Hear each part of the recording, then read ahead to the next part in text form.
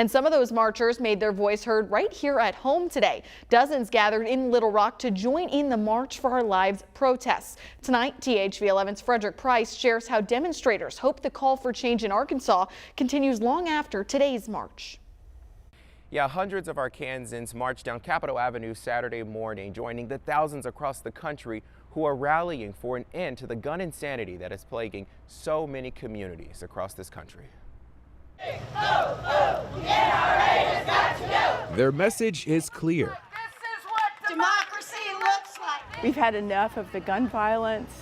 We've had too many funerals. Demonstrators like Linda Whitworth Reed gathered on the steps of the Capitol calling for common sense gun laws. Raise gun ownership, especially for rifles and assault guns, to 21. Dozens here chanting reform like a waiting period, full background checks, and regulation on ghost guns. Red flag laws. Greg Jafria is a supporter of the Second Amendment. He says there is not a gun violence problem, but a criminal problem.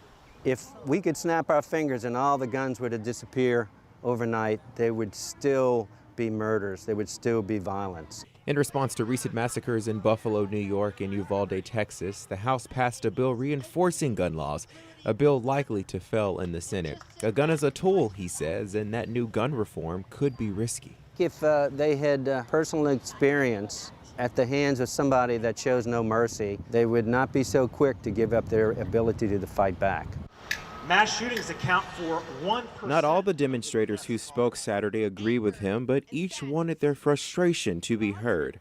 Unifying the voices of the crowd, of stating what was probably on everyone's minds and hearts. Now Jackie Walschlager, one of the organizers, says it's time for people to turn their anger into action.